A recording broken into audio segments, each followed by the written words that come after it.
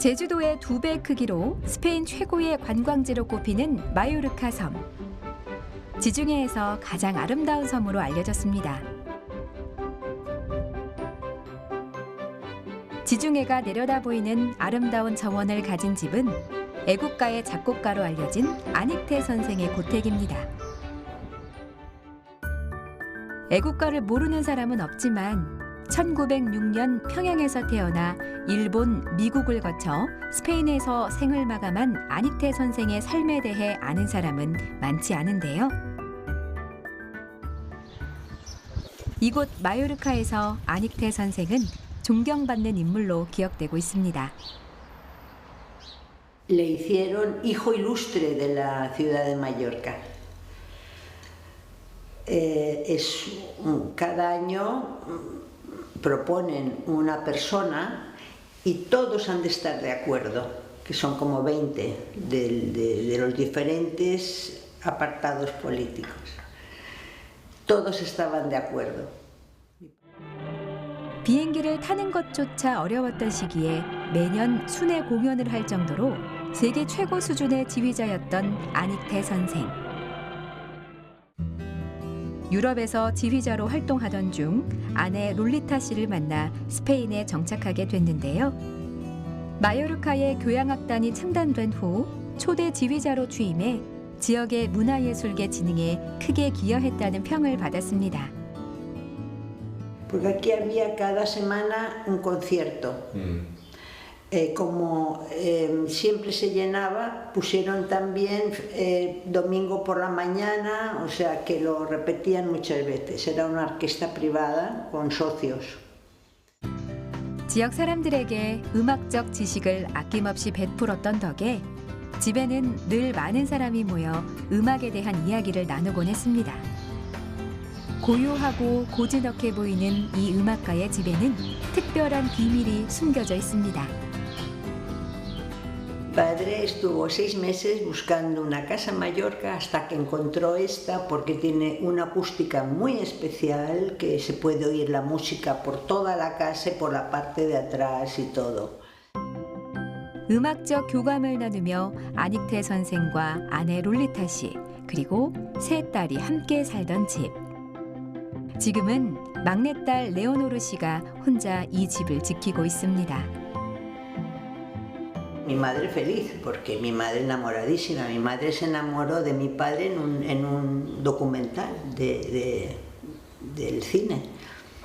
Podría estar muy triste y sin embargo, gracias a los coreanos, tenía esa ilusión, ¿no? Hasta los 90 años estuvo yendo a Corea a oír conciertos. 평생 남편과 한국을 사랑하다 94세의 나이로 세상을 떠난 롤리타 씨는 국립묘지에 남편 옆자리에 안장돼 있습니다. 우리나라 정부에서는 2016년 아닉테 선생 탄생 110주년을 맞아 고택을 대대적으로 보수해 1층을 기념 전시관으로 재단장했습니다. 이곳에 아닉테 선생의 유품과 사진들이 전시돼 있습니다. 함께 생활하던 공간에서 계속 아버지를 마주하며 살고 있기 때문일까요? 많은 시간이 지났지만 레오노르 씨에게는 아버지에 대한 기억이 선명합니다.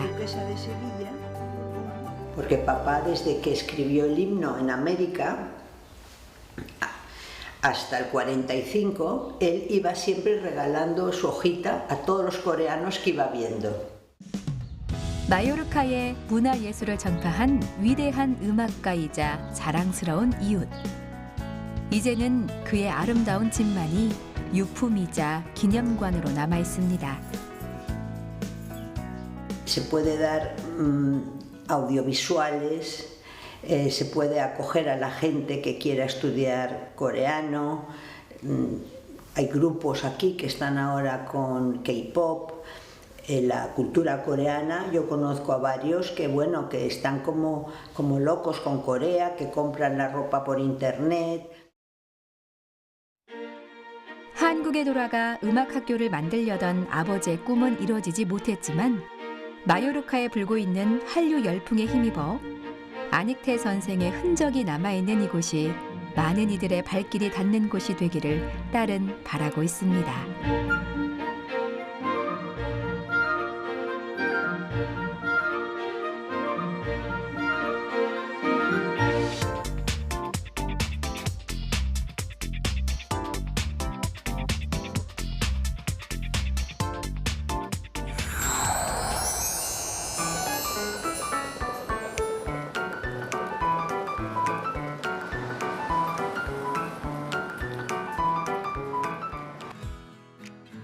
가볍고 당찬 발걸음으로 아침을 맞는 변호사 다혜 씨. 법원 옆 사무실로 출근하는 것으로 하루가 시작됩니다.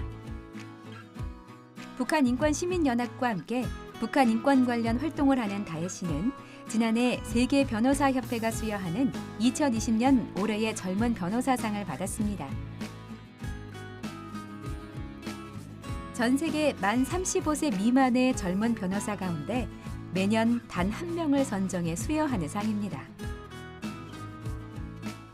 When Dyer was received the Outstanding Young Lawyer Award for last year from the International Bar Association, Bibi and I were thrilled. We think she deserved it. She had done huge amounts of work in Korea, in Australia, and with her research and her legal work. So we were very proud of Dyer, but we also think she deserved that award. 아무래도 전 세계적으로 많은 사람들이 신청을 하다 보니까 굉장히 쟁장한 변호사들이 많이 있고, 특히 또 35세 미만의 젊고 이제 정말 뜨거운 변호사님들이 많은데요. 이번에 강대희 변호사님께서 정말로 큰 상을 받으신 것 같아서 기분이 너무 좋습니다. 한국인으로서도 호주인으로서도 유례가 없던 젊은 변호사상 수상이라 더 뜻깊습니다. 저 덜덜 떨렸어요. 전혀 기대도 안 하고 있는 상이었어서 꿈만 같았다고 해야 되나요? 얼마나 큰 상인지 공개가 되고 나서야 실감이 나게 되었어요. 호주에서 태어나 뉴질랜드와 호주에서 자란 다혜 씨. 한국어와 영어 둘 다 가능하니 한인 사회를 대변할 변호사가 되면 좋겠다는 할머니의 조언을 듣고 법대에 들어가게 됐다는데요. 변호사가 되기 위한 연수 기간에 여행으로 찾았던 한국에서 우연히 북한 인권시민연합 관계자들을 만나 북한 인권 활동을 시작하게 됐습니다. 북한 인권 문제에 대한 활동을 한 지도 벌써 6년 차. 최근에는 영어로는 접근이 어려운 북한법을 영어로 번역해 법적인 정보 확보에 기여하고 있습니다. 북한법을 영어로 번역을 해서 소개하는 웹사이트를 운영하고 있는데요. 저 북한법에 대한 영문 블로그를 운영할까 생각을 했는데 이게 창립할 때 고민했던 부분이 북한법이 영어로 없어요. 아니 거의 없어요. 그래서 그 원문을 영어로 번역해서 지금 올리고 있습니다. 이제 239개 중에서 이제 80번째를 끝냈어요. 북한의 법을 번역하면서 가장 힘든 점은 북한말을 지원하는 영한사전이 없다는 것. 그래서 다혜 씨는 직접 자신만의 북한말 영어사전을 만들었습니다. 다혜 씨의 북한말 영어사전에 등록된 단어만 벌써 10,000단어가 훌쩍 넘습니다. 사전과 함께 자동 번역기를 만들어 작업에 박차를 가하고 있습니다. 인권 문제에 대한 관심으로 시작한 작업이지만 이로 인해 상도 받고 알려지게 되니 어깨가 조금 더 무거워졌습니다. 그냥 일반인 다혜가 아닌 변호사 강다혜로서 책임감이 아주 많이 들더라고요. 제가 그냥 민간인이 아니고 여러 가지로 사람들을 대변하는 일을 하게 되니까 더 많은 후배들이 찾아와서 소수자 후배들이 찾아와서 선배님 저는 어떻게 하면 될까요? 라고 조언을 구하는 때도 있어요. 한국인 부모 밑에서 자라나 호주 변호사가 된 다혜 씨. 막연히 자신의 정체성을 고민하기보다 어떻게 하면 한국계로서 호주 사회에 잘 뿌리내려서 정착할 수 있을지를 먼저 생각하며 자랐습니다. 조금 힘들긴 했는데 이제 저 같은 경우는 언제나 뭐 내가 호주인이든지 한국인이든지 뭐 한인 동포 2세 뭐 이런 뭐 명칭들을 떠나서 그냥 내 정체성에 내 정체성이 명확하기만 하면 되지 뭐 그런 생각을 해왔었어요. 그래서 뭐 저는 어릴 때 구체춤도 배웠었고 가야금도 배웠었고 한인 합창단 같은 것도 했었고 그래서 이제 커서는 호주 변호사이기도 하니까 뭐 이제 두 가지 정체성을 둘 다 가지고 간다라고 생각해요. 두 가지의 정체성을 통해 오히려 다양한 경험으로 더 많은 것들을 포용할 수 있게 됐습니다.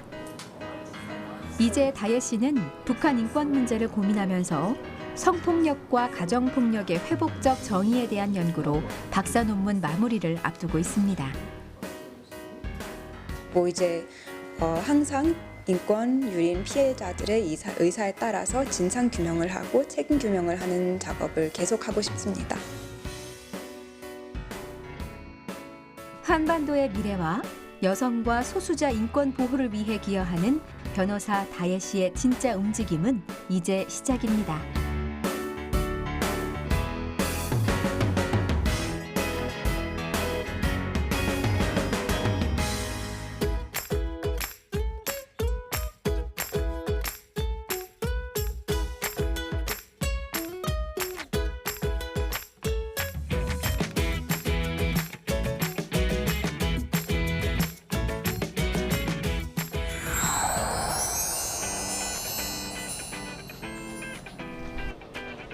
각종 채소와 캔 음식 등 식료품 포장이 한창입니다. 코로나가 시작된 뒤로 더 바빠진 푸드뱅크 봉사 현장. 푸드뱅크 등 자선단체가 팬데믹을 거치면서 큰 변화를 맞이했습니다.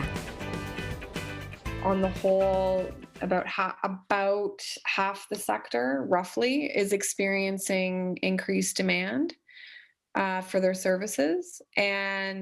And then when there hasn't been increased demand, it's not because people don't want the services, but a lot of organizations have been forced to close or to cease operations temporarily. So 코로나가 발생하면서 한동안 이어진 사재기로 일반 시민들조차 식료품 구하기가 참 어려웠는데요.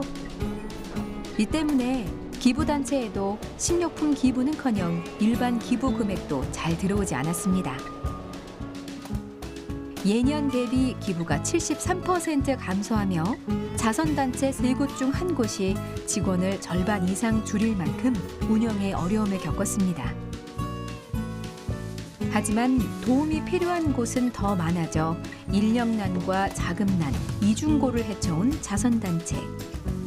코로나를 겪은 지난 1년 동안 나름의 해법을 찾았습니다. In 2021 right now, we are serving just over 21,000 people on average per month through our hamper program. And with our agency partnerships, we have over 250 agency partnerships in 2021. I'm grateful for all those people.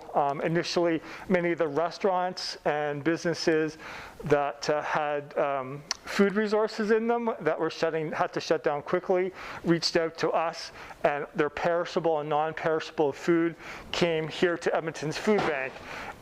Into our freezers, into our coolers, into our warehouse storage, and we were able to help those restaurateurs and those businesses move food that they would otherwise go to waste and help feed Edmontonians in need. 어려움 속에서도 지속적인 자구책을 마련하며 봉사활동의 형태와 기부 경로가 달라졌습니다. 특히 소외계층에 대한 식품 배달이 가장 눈에 띄는 변화. 저희가 이제 원래는 이 빵을 가져다가 노숙자분들한테 샌드위치를 만들어서 그분들한테 나눠드렸었거든요. 근데 지금은 이제 그 빵들을 저희가 만들어서 나눠드릴 수가 없어요. 코로나 때문에. 그래서 이제 한꺼번에 다 다른 분들이 수고를 해가셔서 그분들이 직접 나눠드리고 있습니다.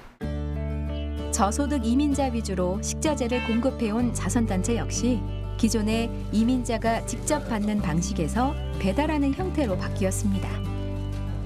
정부기관과 도움이 필요한 이민자 사이를 이어주는 자선단체에서 일하고 있는 애니 한 씨의 업무에도 변화가 찾아온 것은 마찬가지. 식료품을 배달해주는 이 일은 팬데믹 코비드 상황 때문에 생겨난 갑작스러운 새로운 프로그램이거든요. 지금 특별하게 배달까지 해주는 이 새로운 프로그램은 이 코비드 현상 때문에 생겨난 새로운 프로그램인 것이죠. 자선단체들은 연합으로도 변화를 꾀하고 있는데요. 코로나 이후 맞닥뜨린 식자재 조달의 어려움은 푸드뱅크와의 협력 등을 통해 해결했습니다. The grocery run is one of the services and supports offered by MCHB.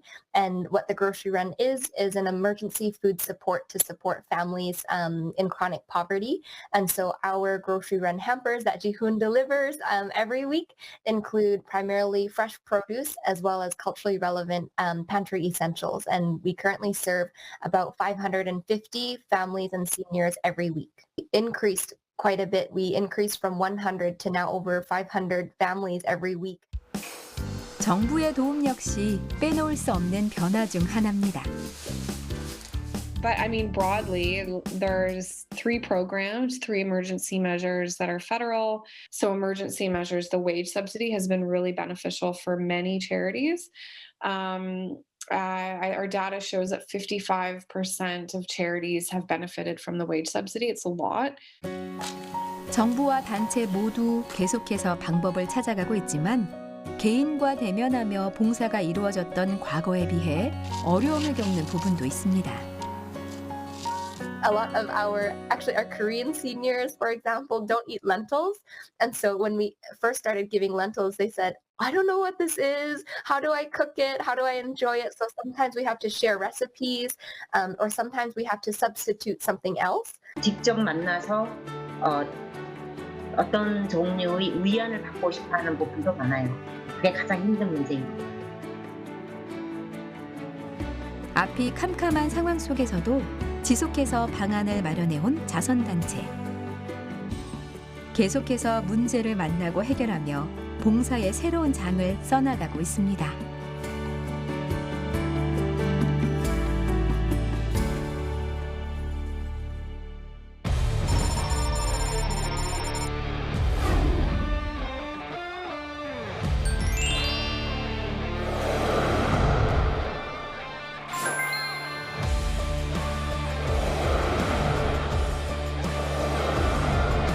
카우보이를 직접 만나고 하얼빈의 한 대학 인근입니다. 캐나다 에드먼턴에서 스위스 쭈리히에서 러시아 플라디보스토크에서 독일 함부르크에서 화이텐월드